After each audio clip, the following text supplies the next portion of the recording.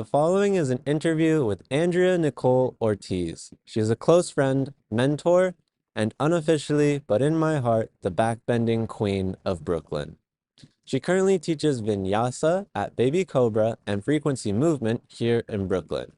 She also does set design, choreography, and contortion to create performance art in collaboration with Hybrid Movement Company at a number of venues across New York City, including the House of Yes.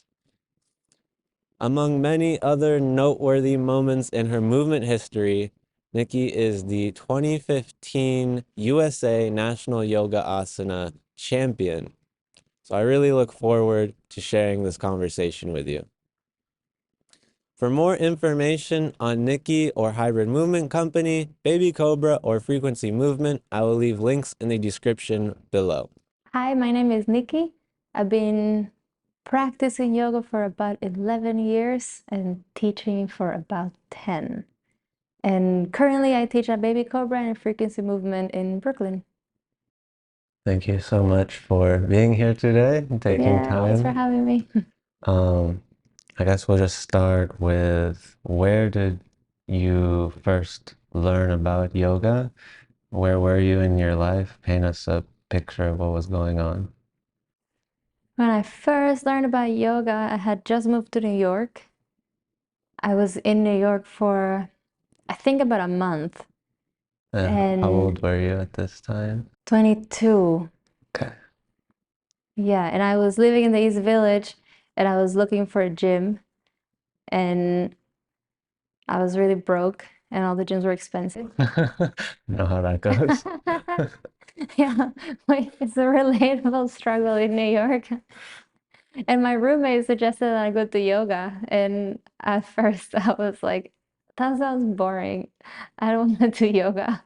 Were you pretty active at this time? What did your physical well-being look like? I mostly went to the gym. Like in college, I really got into going to the gym. Like It was weightlifting? weird. A little bit and like cardio and like the average useless stuff.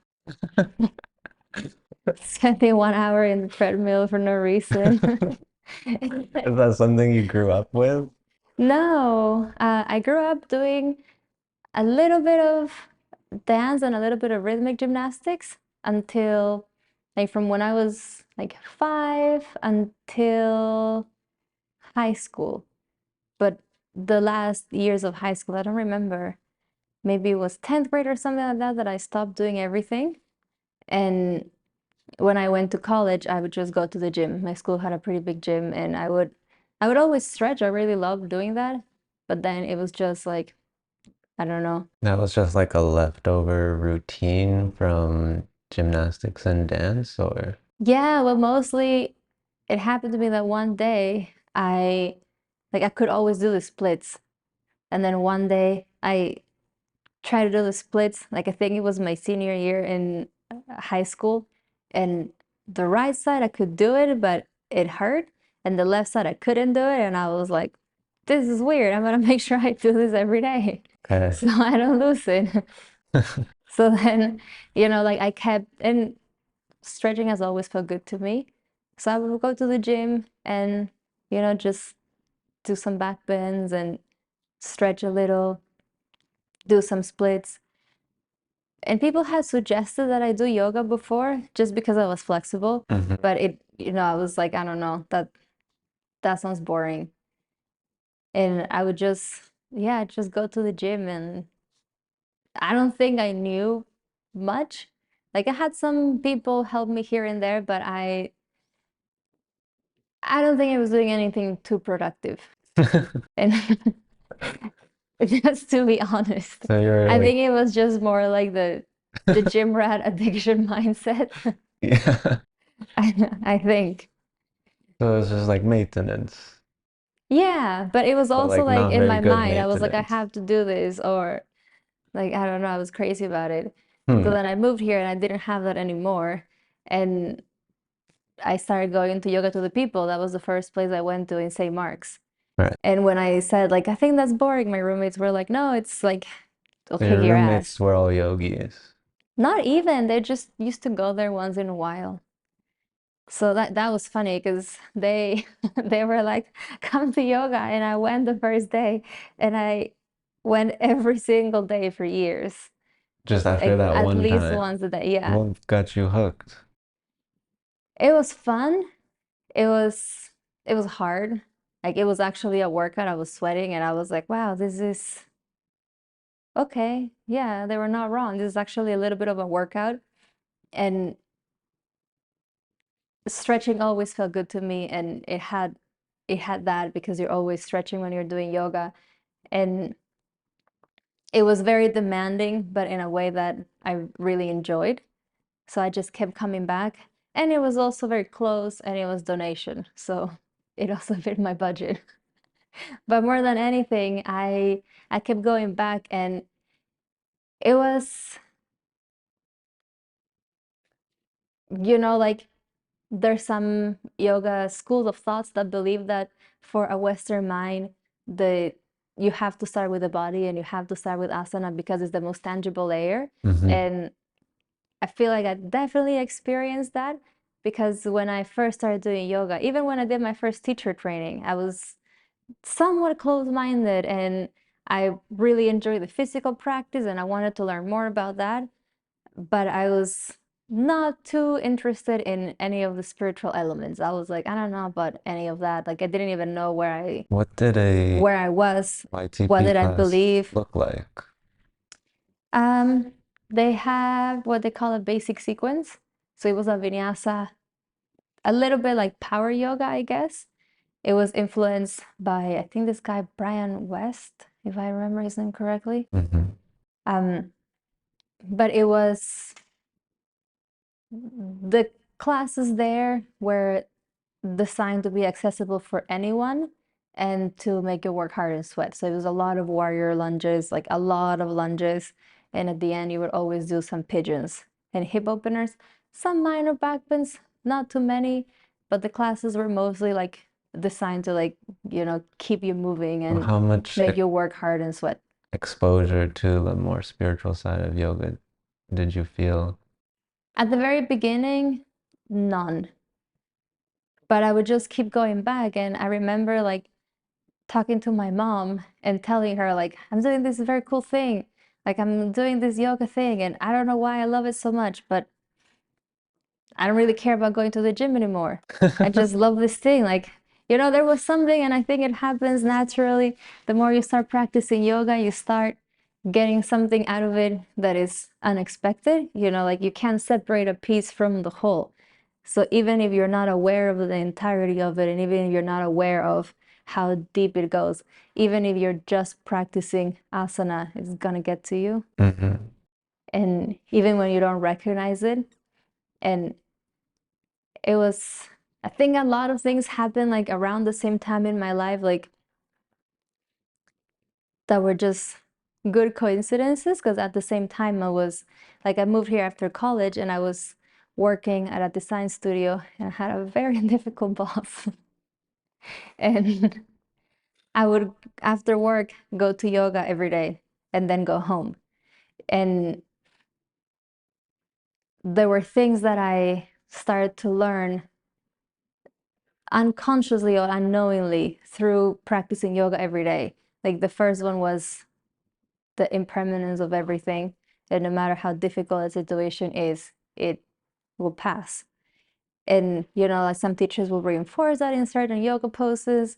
And, there's different styles of teaching, and some teachers really like to, when you're in a pose, get a little bit philosophical. Hmm.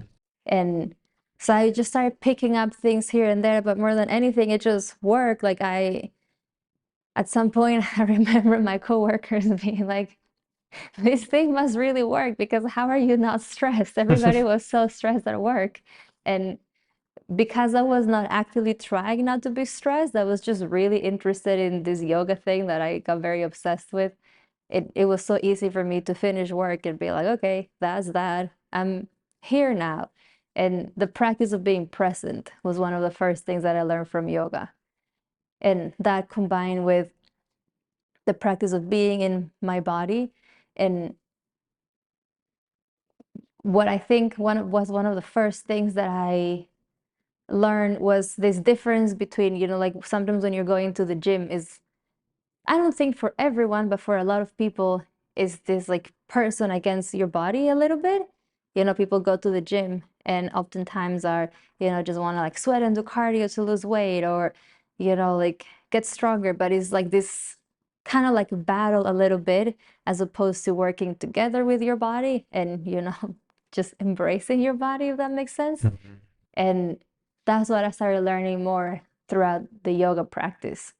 And I started becoming super appreciative from my body for, holding me and carrying me, and much more interested in my anatomy, my physiology, and what my body is capable of doing, as opposed to like I have to go to the gym and, like, or mentally I'm gonna feel crazy. I don't know if that makes sense. Yeah, it does. Yeah. I think it makes sense for a lot of people, but it's hard to articulate.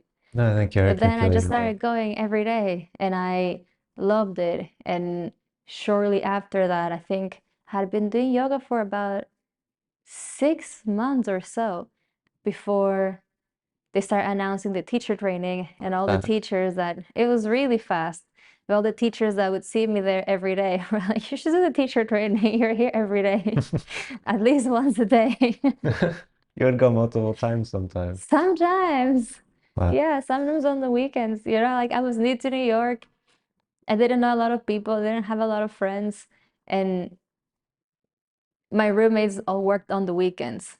So on the weekends, I was just like a lot of time alone, and sometimes I would just go to the yoga and then again and again and again and do a bunch of classes and just trying to understand different things. And then as soon as I started practicing and learning inversions, then it was, like Extra it's hooks. so addictive, yeah. And it's this really beautiful thing that happens in yoga, I think, and I've seen it in other people. Like as soon as your body is able to do something that felt impossible before, or that you would see and be like, oh my God, I could never do that. And once you do it or get a little bit closer, it's like, what is the limit? What else can I do? And being upside down gives you that sensation of weightlessness that is also very, I don't know if addictive, but maybe. Yeah, you're like, I want to feel it again. But it's like the constant surge and the constant practice for it. So yeah, it was only about six months more or less before I signed up for the teacher training. I decided to sign up on like a last minute impulse. How much do you feel you progressed in your practice in that 6 months period? I It's hard to say because I think I started to understand the poses a little bit more, but at the time I definitely didn't really have any good teachers that understood how to teach me, if that makes sense. Hmm. So I would get a lot like I I was an absolute noodle. I could not hold myself at all. And what would happen to me is that teachers would come and be like, don't collapse. And I would be like, okay, What did your sure, practice but look like how am I then? like, how am I collapsing? Where am I collapsing? I don't understand.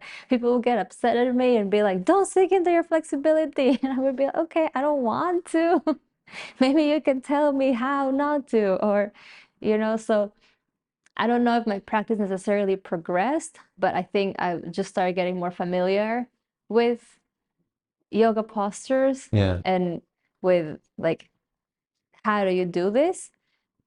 But I started learning more about the poses in my first training, actually. Like And what that's when poses were challenging for you at that all of time? them, all of it, doing a sun salutation, like lowering from plank to chaturanga was impossible. I I remember even asking one of the teachers, like, how do people do that? Like, I thought in my mind, I was like, that is only for a few gifted, incredibly strong people. How do you do that? I would just fall and collapse. So I kept my knees on the floor for a while. And I remember even in my first teacher training, every time we would practice, I would be like, okay, maybe I get it this time. And I would like face plant a lot because I couldn't like that was the hardest thing for me. The vinyasa flow Chaturanga. was the hardest thing for me. What was Yeah, your down dog like then? it felt down dog is an interesting pose because it's very complicated and there's a lot of theories on how to do it properly. Hmm. So at the time, down dog just felt really nice, but I don't think I fully understood it. You know, like I could always get my heels to the floor, get my legs straight, and get my arms straight. So it was hard to find the work and to understand what I'm supposed to do Hmm. in down dog. So it was a nice stretch Okay. before I actually learned what is happening in a down dog. Yeah, that's fascinating to hear considering Yeah. where you are now. Oh my God, at the beginning, I had never been upside down before. I had never done a headstand. I had never done anything that involved being upside down. It was You terrifying. didn't Oh, that have was experience terrifying. from gymnastics? It was rhythmic gymnastics, so not too much. Uh, Yeah. In rhythmic gymnastics, because my back is so flexible, they would just make me do a lot of back bends, but I never learned how to actually do it. You know, it was just like, do it. yeah. And I did it, and I didn't feel anything. So like putting my feet on my head, I was super used to that. I've always done that. I actually thought everybody could do it. I was very surprised in my first teacher training. Like I was so unaware of I guess like what is In that 6 months time, you were just common or in a not common. zone. I was so in the zone. I didn't pay attention to anybody around me. Anytime I went to yoga, I did not know what everybody else was doing. I was just in the zone.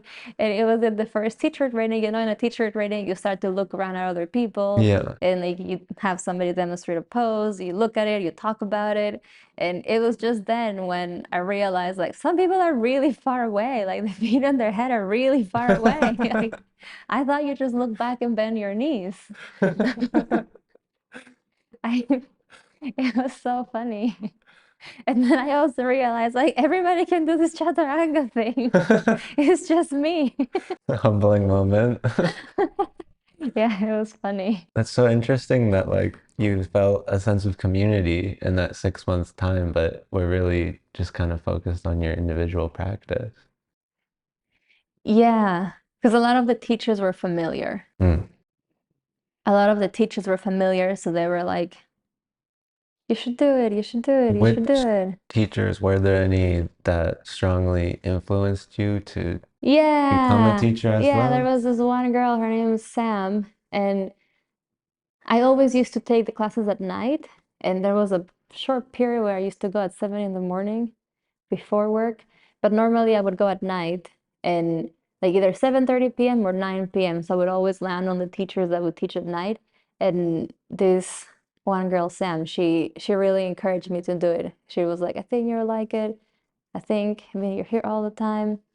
And every time I would see her, she was like, think about it, think about it, think about it. Did you find So she her definitely, teaching style inspiring? yeah, I used to really enjoy her classes. She was very sincere. Hmm. So I really enjoyed her classes. Hmm. That's so awesome. Do you still think about her teaching now?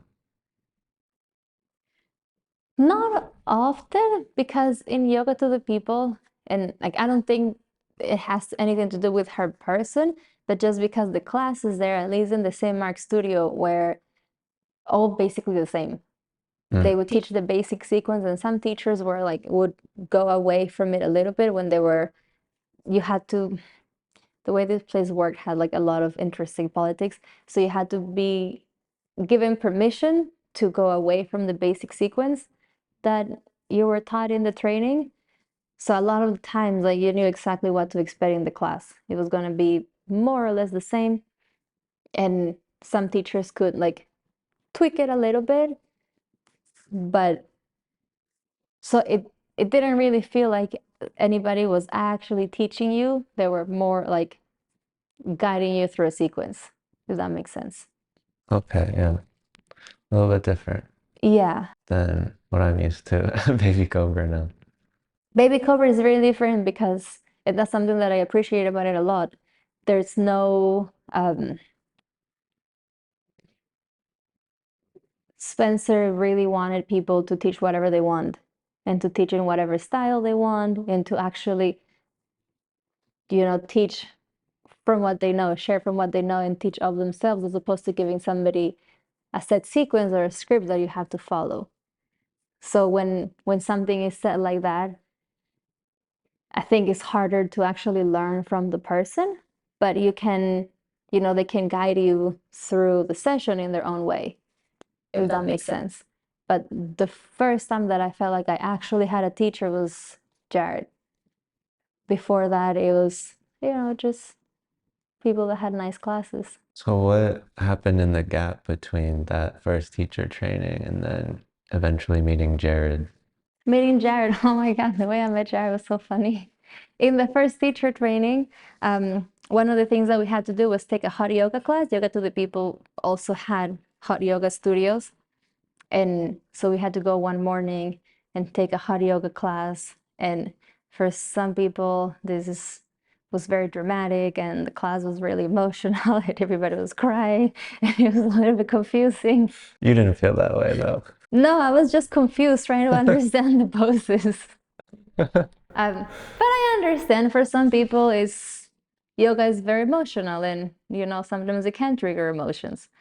So after that first hot yoga class, for a while, after the teacher training, I was a little nervous to go back to a hot yoga class, being like, what is it gonna be like? Is it gonna be this emotionally intense? And then eventually one day I was like, okay, I'm gonna go. So they had a studio on 27th Street. And I went on the last class of the day, and I had met this girl, Talia. Mm-hmm. And sometimes I used to land on her classes because Yoga to the People, you didn't see the schedule. Like there was no schedule posted. So you just knew you came to class at 7:30 and you would get whoever you get.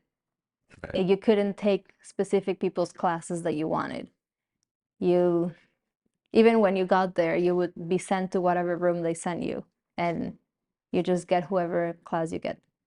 So sometimes I had gotten her classes, and she was super, super flexible, and she would like help me, or like, come adjust me, or like teach me some things here and there. So we had become like a little bit friends. And she was taking that class, and Jared was taking this class. And at the end of the hot yoga class, I was just stretching a little bit more and like doing some more back bends and stuff. And Talia is like, Jared, meet my friend Nikki. Have you guys met? And I was like, no. And Jared is like, oh, nice to meet you. Can you do a wheel and grab your ankles? And I'm like, I don't know. I've never tried. So he's like, okay, do it. Like 5 seconds into meeting him, like I'm in a wheel and he like makes me grab my ankles, and I was like, what is happening? I didn't know I could do this. Wow, what a first meeting. Yeah, that was the first meeting. I was like, okay. And at the time he used to teach this very, very fun advanced class every Friday. But I used to work. So, after that he was like, come to my class, but I could rarely make it because I used to work full time. But then Yoga to the People opened a studio that was so special, like for a pocket of time. It was the most magical space and most amazing yoga studio I think that has ever existed in New York, in my opinion. Hmm. And it was on 23rd and 3rd, where the old Dharma Yoga Center used to be. And it was this very long room with a really big skylight and a really big window. So the room was really beautiful, but it also had all this energy of Dharma doing master class there every day for years. And they called it Yoga to the People too. And the difference was that the classes were more like specific, if that makes sense.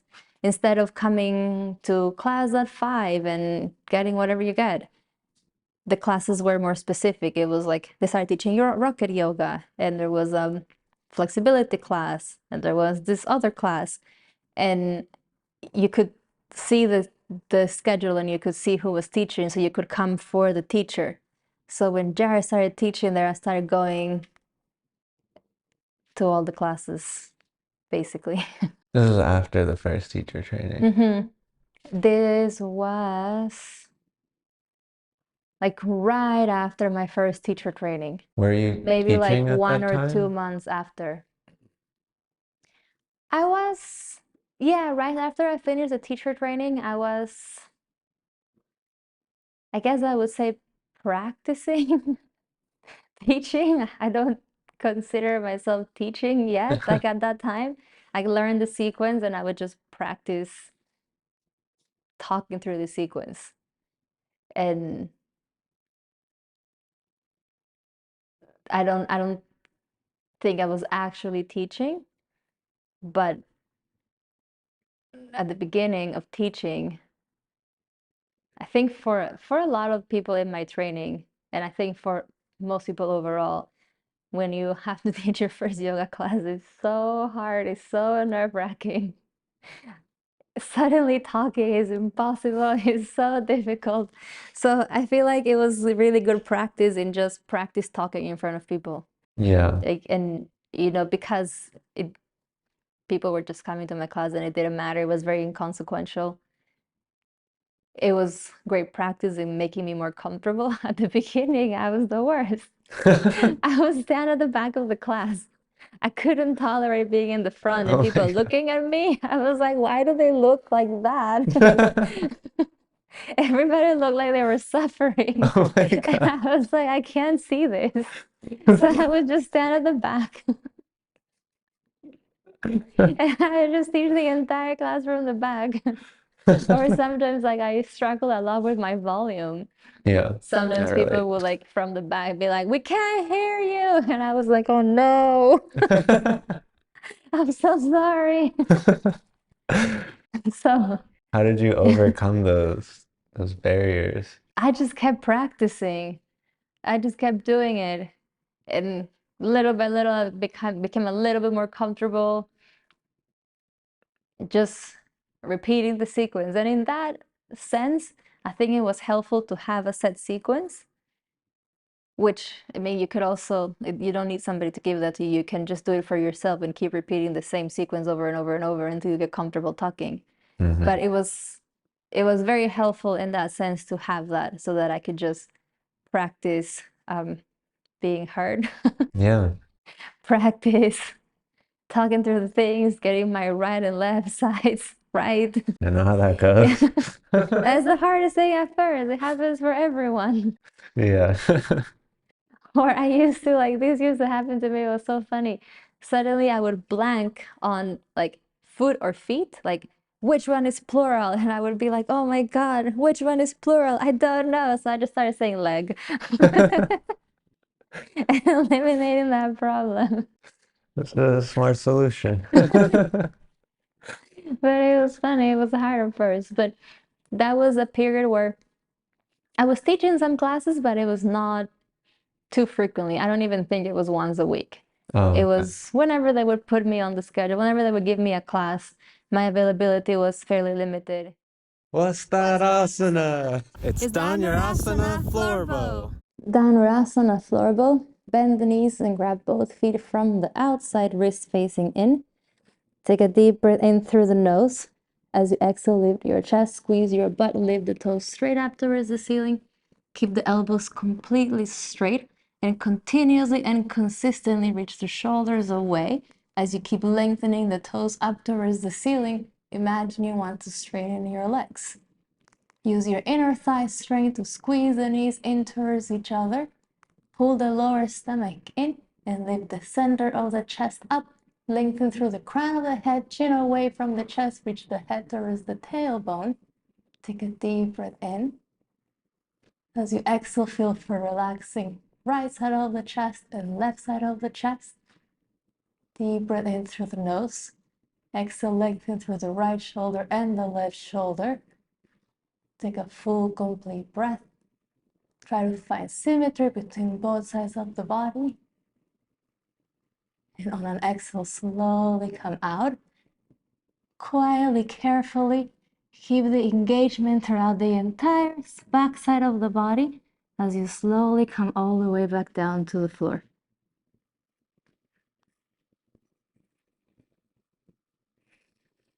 Let go of the legs and rest. So, in meeting Jared and starting to take the advanced classes, how did your perspective begin to shift?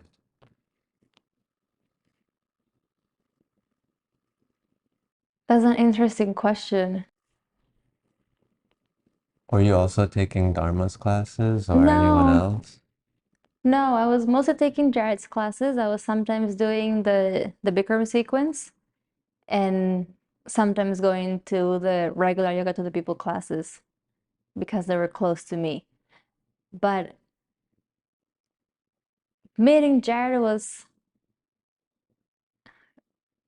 for me, it was amazing at the time that I met him because he actually, like, he knows so much about the postures. And even at the time, which was like 10 years ago, you know, he was also very young, but he knew so much and he had been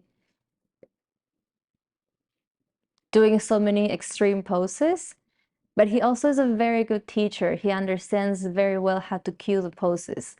And for me, it was really helpful because with my body, if somebody doesn't cue it properly, like I need to understand what I'm engaging, what direction I'm sending things, like what's happening in my joint, or, you know, like I'm just lost in space. And that's what used to happen to me before. Somebody says a pose and I'm just like flopped and like lost in space. And they're like, don't do that. I'm like, okay, but what do I do? So with him, it was really useful because he really guided people through the poses. And his teaching style is, especially at the time, it was the first time that he was sort of forming his class and his style of teaching after learning from a lot of different people. And he was very much about, you are here to work. And I love that. Like he would not allow people to do child's pose in his class. Some people would complain, but he used to yell, no child's pose in my class. Like you are not allowed to rest. And I was very into that because I thought the class is an hour. Like if you need to take a nap, you can stay home. You know, like if you need to chill, then there's a space for that. Yeah. But if you want to do some work, then do some work. It's just 1 hour. You're not gonna die. Yeah. So I was really into that. And he started teaching people from the beginning, like how to be upside down and how to work with a forearm stand and how to, you know, like I really started getting more stable in, you know, I really started learning how to hold myself better and how to engage my muscles properly to hold my joints. And without looking for more flexibility, I started getting more and more flexible and doing things that I was like, this is crazy. And Jared has worked with a lot of really flexible people and he can do some really extreme things also. So he really taught me a lot of how to backbend really. And he taught me a lot about alignment and a lot about form and how to properly do yoga postures. And yeah, Give I an just kept like example learning from him. how a pose might have been cued at YTP and then how Jared would cue a pose. Oh my God. What was that contrast? Uh, so like at yoga to the people, it was very basic, like right foot forward, left heel down, arms up, warrior one. Wow. Okay. Yeah. Not much It's guidance. no, like square your hips or bring your hip forward. But a lot of my cues and the way that I teach is really because I learned from Jared not just the yoga practice, but he really mentored me on how to teach yoga. Yeah. And that was, I guess, like the second phase of being his student, if that makes sense. First, he would just, like, I would just do the pose and he would hold me in the pose. I remember, like, I would shake and he would be like, stay, hold it. Like, I was not allowed to come down. You know, like when you see your life flashing in front, you're like, what is going to happen? Like, I've been here forever. It didn't matter. He would make me hold the pose. And I think that's amazing. I think that's what a teacher should do if somebody wants to be a student. You know, it's really hard to do that with a lot of people. because not everybody wants to be a student and obey the teacher. A lot of people just decide like, I'm gonna come out because my body says that. So he was not that way. I think if people wanted to do the work, he would like meet you there, if that makes sense. Yeah. And after that, when I started actually teaching like my classes, it was at this studio, 23rd Studio Yoga to the People too, when I was teaching flexibility. That's when I feel like I actually started teaching for the first time. And that's when he started mentoring me and helping me on how to actually teach. But the way that he cues is a lot more specific. You know, like he would do a lot of the things like inhale, do this, exhale, do this other thing. Inhale to lengthen, exhale, like to keep going. You know, like I don't know if that makes sense. But depending on the pose or like actually cueing what is your hip doing, what is your leg doing, what is your arm doing. More like from the inside out, if that makes sense, and not so much just like what your limbs are doing. Yeah. So he would really hold you in a pose and, Yeah, he likes to hold the poses. be Yeah. meticulous about every muscle, what's doing. Yeah, or the directionality of energy, Right. or at some point just holding the pose. Yeah, he made me hold a scorpion for 2 minutes once. I thought I was gonna die. You really understood I see it. my forearms and my feet here. I just see my feet shake because I was so tired. One way to learn, break it down through effort. I think it's important. I think you have to stay in the pose to understand it. Hmm. You have to stay in the pose to go past the point where your brain is freaking out. Yeah. You know, like if you come out as soon as your brain is freaking out, then like you're not really gonna get anywhere mentally. And you know, like I was saying before, I think I agree with schools of thoughts that say you have to start with the body because it's the most tangible layer, but that is not the goal. And like we all know, doing whatever with your body in very advanced postures or asana is not really the goal. Those postures just facilitate a meditation. And if you don't stay and are not able to meditate in the pose, then I don't particularly, I think you're stretching more than practicing asana, Mm. my opinion. At this point, were you feeling more of a connection to like the Yoga Sutras, the yamas and the niyamas, more of the written aspects of the spiritual practice? Yes and no. I was feeling very connected to the spirituality of it in but not particularly through any of in my first training, like we didn't get the Yoga Sutras. Really? I don't think, yeah, I know. We were told about them, but didn't even have a copy. And there were a lot of these books because I was for some reason so like I'm very stubborn. And for some reason I was like, I don't want the religious part of this. I don't want the religion part. But you felt So, them through your asana but I practice. started to feel like the spirituality of it. And it was also like, it was a very interesting transition period of my time because before moving to New York, I considered myself a Christian. And then when I moved to New York, it was just very weird. I one day no longer wanted to go to church. Why was And that? I don't know. And I remember telling my mom, like, I don't really want to go. And she was like, well, then you shouldn't go because it's better to be honest. And if you don't want to go, you shouldn't go just because you feel like it's an obligation. If you don't feel it, then you should be honest to that and not go. Wise words So, from your mom. yeah, I know, thankfully. So I was like, okay, that makes me feel better. I'm not gonna go. But then in yoga, I was getting this feeling of like there's I've always believed in a God or something bigger and more powerful and higher than myself. And I could feel this practicing yoga, like very, very tangibly. So I just kind of like stuck with that. And then eventually I was like, I don't know what religion I am anymore, but I know I don't want to go to church and I want to keep doing yoga. And it was, like, and then I think it's natural. Like the poses are so powerful that as you keep practicing, like, like Jared used to say this, and I think it's really beautiful that the way yoga shapes you is kind of like water, the way that water shapes a rock on the river.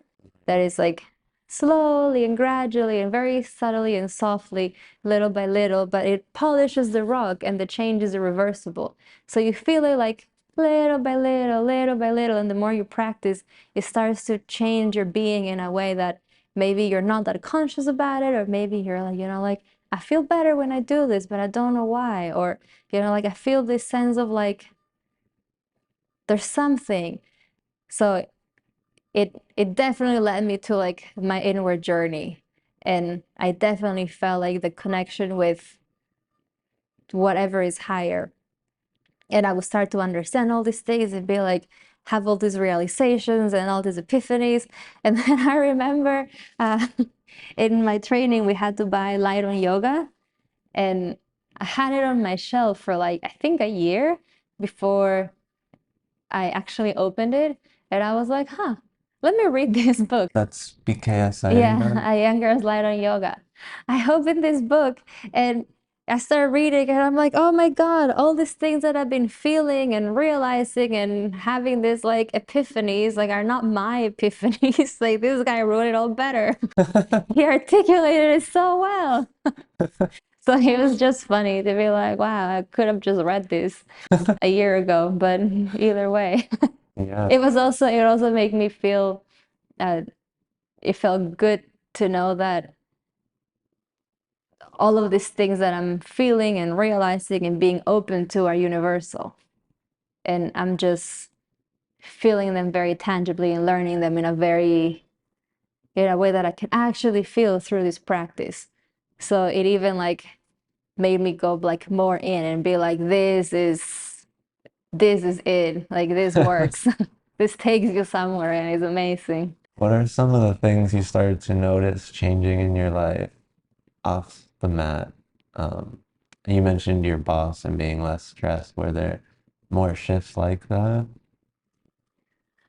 A lot, because at the time I felt like, I was going through this period, which I think maybe it happens to most people in your mid-20s, where you just have no idea who you are.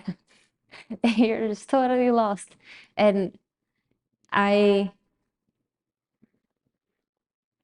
I was not only questioning like religion and like what does it mean after being Christian my whole life, and at some point in my life I was going to this very, very extreme Christian church that was very legalistic and very rules, and everything was sin and everything was wrong, and it was very extreme and strict. So I was like no longer wanting to subscribe to that and just kind of like feeling like like I'm not really sure what's happening. I don't really know who I am. I don't really know what's going on. I feel kind of lost in this world. And also I was working in this job that I was doing interior design. And since I was like 12, I think, I decided I want to study interior design and I want to be a designer when I grow up. And a lot of my friends, I remember in high school being like undecisive or like unsure what they want to do with their lives. And I could never relate to that because I was so certain this is what I want to do and I have no question about it. And all through college, I had no question about it. And then I finished school, I got a job, and a couple months in, I was like, this sucks. I don't really want this to be my life. Not, like the job was not as, working in the design field was not as inspiring as I imagined, because like every job, there's a lot of other things Yeah. that are involved that are not the job. But more than anything, it was the 9 to 5 lifestyle that I was like, I don't think I can do this. And I really miss moving. So yoga was amazing because of that, because I could move my body in all these ways that I didn't know existed before. And that's always made me feel really free. So I just started kind of like chasing this sensation of freedom, and working 9 to 5 was the opposite of that. Yes. Yeah. So at the time, I was in a lot of like conflict with myself, being like, do I even want to do this? Like, I don't really know. What do I believe in? Who am I? I don't really know what's happening. And I remember feeling just so totally lost and frustrated in myself. And like, actually remember talking to Jared once after his class and just telling him like, I don't really know what's happening, and I was just like crying, being like, I don't know what's going on. And he just told me like, this was really good advice. I'm glad he said this to me. But he said to just keep practicing yoga and it will spill into the rest of my life. And just don't worry about it and just keep doing yoga and let it spill. And I was like, okay. That was very reassuring. And I was like, okay, I'm just gonna keep practicing yoga and keep meditating and keep practicing asana and reading. I started reading. I've always loved to read and I've always been into spirituality. So after like reading Light on Yoga, and in the beginning, Iyengar basically talks about yoga and the connection to God. And I was like, this is amazing. And then I started reading more books and poems and whatever I found inspiring to try to understand like, who am I? And what am I doing here? What were some of those texts that you started reading? Um, I read some Osho books that I think are really beautiful. Like I know Osho is a controversial teacher, but I think some of his books are really nice. Creativity is my favorite. I read a lot of books by this lady, Gabrielle Roth, that are also really, really beautiful. She was, do you know about her? She was a dancer, and have you heard of Five Rhythms? No. Is um, is this dance style that is based on more like free movement, exploring, and like she was very into shamanism and the connection between movement and spirituality. And her books are really beautiful. And she has a book called Sweat Your Prayers that is really beautiful. And she talks about this like moving as a prayer and as a connection with whatever is higher. And so I would read some of her books, Osho books, Rumi poems. That's always really beautiful. I think anytime anybody feels lost in life, I think Rumi poems are amazing. Poetry is healing for sure. Yeah, poetry is healing. And yeah, I think that those were some of the books. So, at this point, you're at YTP 2, learning, being mentored by Jared, A little bit. feeling like you're actually a teacher now, like more Yeah, I was confident. starting. Yeah, And I was then starting to be like, okay, you took another teacher training, or what was yeah. starting to shift? So during this time, I think is around this time that I did a yoga competition also. Training for the yoga competition was, I think I learned as much, if not more, than I would have learned in a training doing that. And I did my second training with Jared once he opened Lighthouse, like a couple of years later on. So after my first training, I just spent a lot of time practicing Well, how long was and this then period training for the competition. being mentored under Jared and just taking advanced classes at YTP? Man, since up until before the pandemic. Since I met him, I just consider him my teacher. He's just not around here anymore. Well, until But Lighthouse opened. until Lighthouse opened, it must have been like, I don't really remember, around 3 years, maybe Wow. So you were really just 2 years, committed to 2, 3, 4, something like that. Yeah, I was going to a yoga class every day. And then how long was it until you took you did the competition? I think I had been doing yoga for 3 or 4 years And when I did the competition. what made you decide I should do this? Several factors, but mainly Jared said he should do the competition. It would be good for you. And I was like, okay, Was enough. you're my teacher, so sure. And also, I just thought it sounded fun. It it sounded like a fun thing to practice yoga with like with a deadline. Yeah. And to be like, I'm gonna get better at this pose and I have until like I have this much time to get better at it. Because, you know, part of the beauty about the yoga practice is that it doesn't matter. You can practice every day and it doesn't matter if you ever get it or not. But at the same time, having like a goal is very fun.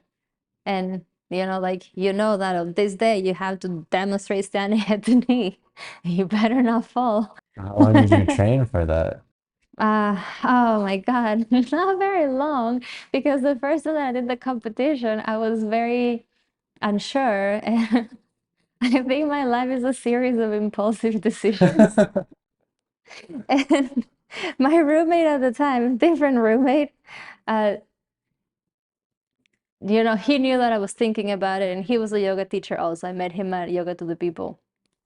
And I get home one day and he was like, you know, the deadline is tomorrow to sign up.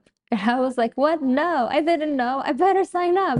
So I sign up, and then I noticed that the competition is in, I think, a month or a month and a half. Oh my gosh. I know. And I was like, oh my God, what have I done? Is this the competition that you won? No, Okay. no, It's like, I wow. competed twice. No, but this first one, it was so difficult because, you know, I signed up and I'm like, okay, Jared, I signed up. And he said, okay, we're gonna start training. It was at the hot yoga studio, and it was like 4 of us, I think, Jared and 3 more of us, and he was helping us. So I get there the first day, and he's like, okay, let me look at the poses. And in all of the poses, he was like, what is this? What is that? Whose class have you been taking? I'm like, yours.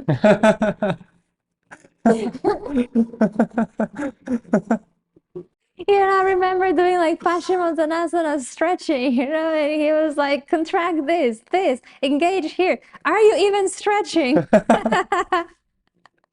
And I was like, oh my God, I don't think I can do this. What have I done? So Florbo was the hardest one to work on, I remember, because my knees would just open too wide because I couldn't like keep the engagement to keep my knees tracked so that I could work through my shoulder.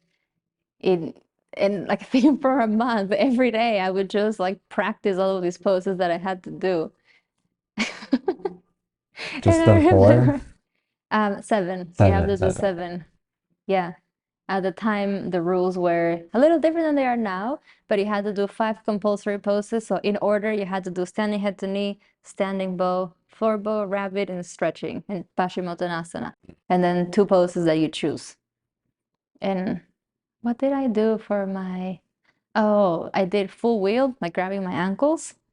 And First pose you ever did with yeah, Jared. yeah, but this time I did it better. I understood it. I practiced. And goodbye, where you put your leg behind your head and you stand up with your hands like this. So I like practiced and really worked on them for the month that I had. Yeah. And then after that, I went to the national competition and I fell on standing bow Is And that like disqualification or something? no, if you fall, so whatever, however many points the pose has, if you fall, then you can get at most half the points. So, like if the pose is worth 8 points and you fall, you get a second chance. But if you do it perfect, you get four. So, if you fall, it's kind of like, Yeah. it fell. And for this, like I did it again the second year. And for the second year, I did it with more time in advance and I train a lot more. What did you learn at the first one about yourself and from other Uh, contestants? what did I learn? That was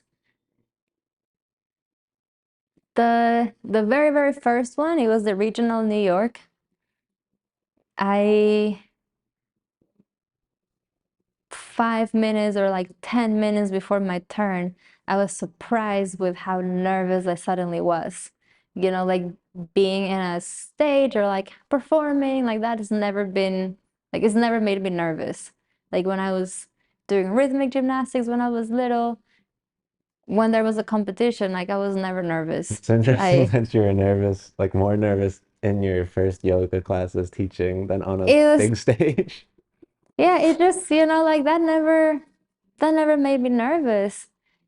So I didn't expect that, I was like, oh, it's gonna be fun. Like you do your routine and like whatever. I'm also not competitive at all, so I didn't really care to win. I just wanted to do it because it was fun and because I wanted to learn from the process. And like 10 minutes before, suddenly I was like, oh my God, I'm so nervous. I don't know if I can do this. I'm gonna die. And I was so surprised by the nerves. And Did you I make it think through? I made it through. Yeah, Jerry sat me down and he was like, okay, we're gonna meditate. So we just sat down and he led me through a meditation, going through all the chakras, and that really helped me stay grounded. And then I went to the routine and it was fine. But I just learned that I learned how it's very different to perform whatever it is you're performing movement wise than putting your yoga practice on a stage is a very different thing because your yoga practice is like it's so personal and it's so like I think the beautiful thing about asana is that there's certain poses that for all of us come easier than others, but the poses that don't come so easy, only you know what it took you to get there when you do it, and only you know what you're going through, and only like it's like such an interesting uh space and time while you're in the pose, and if you can sustain the pose, because you're going through so much that it's kind of like time is irrelevant and space is irrelevant. Yeah. And whatever you're going through is so personal that only you know why it's meaningful, and only you know the emotional struggles or the physical struggles or the mental struggles. And to put that on a stage and have people judge it is wild. It's very hard. It's like, here is my soul. You're welcome to judge it. So it's really it's really hard. And so I learned that the first time, and then when I went to the national competition and I lost my balance, I remember exactly my train of thought. And I remember that I was doing standing bow, and I thought to myself, I can't believe I'm doing this. Wow, I'm actually doing it. Oh my God, I'm falling. No, oh my God, I fell. Like slow And I motion. remember like this conversation with myself, and like in the moment, like it didn't matter to me, and I was like, oh, I fell. I did it again. I did it the second time. And then I left the stage and I was like, I can't believe I fell. And I felt like I was a disappointment to my teacher. And I felt like, I like got all so emotional and I was telling Jared, I'm sorry. And he was like, oh, did I tell you the time I almost rolled off stage? And I was like, no. And he told me this time that he was doing a forearm scorpion and he puts his feet on his head and he catches a glimpse of himself in the screen and he's like, wow, I look cool. And then he like rolls over. So then what I learned the most is that as soon as you bring I into the equation as soon as you leave space for your ego. Yeah. That's it. You're not doing yoga anymore because the connection is broken. So when I did it again, like I did the competition the next year, and my goal was, my intention was, can I just stay in the meditation and not bring I into this? Just stay empty. And can I sustain that for 3 minutes and just do the pose and not let the I get in the way? So that was my goal for the second time I did the competition. And how did you fare with the judging at both of them? The first time on the regional New York, I was third, I think. And And on even the with the fall. national, no, on the regional, I didn't fall. Oh, And then I went to the national and I was nothing because I fell. I was the way you felt. But you're more And successful in staying grounded. yeah, I learned a lot. I remember talking to my mom again, and I was like, I can't believe I fell. I didn't even know I cared about this much. And my mom was like, well, I'm glad. I would rather hear you like upset than, like know that you don't care. You should never do something you don't care about. I was like, yeah, good point.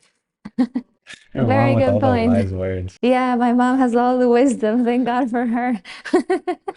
Well, we are running out of time now, so the last thing I want to ask you is, do you have anything that you feel is important to share with either current students or current mentors or fellow teachers? Anything along those lines? And just very basic to do your practice, I think is the most important thing. Whatever your practice, like asana, meditation, breath work, just keep doing the practice because I think that a lot of things reveal themselves through that diligent work. Awesome. Thank you so much for your time today. You're welcome. Thank you. Thank you so much for watching. When life gets overwhelming, just remember, relax the center of your brain.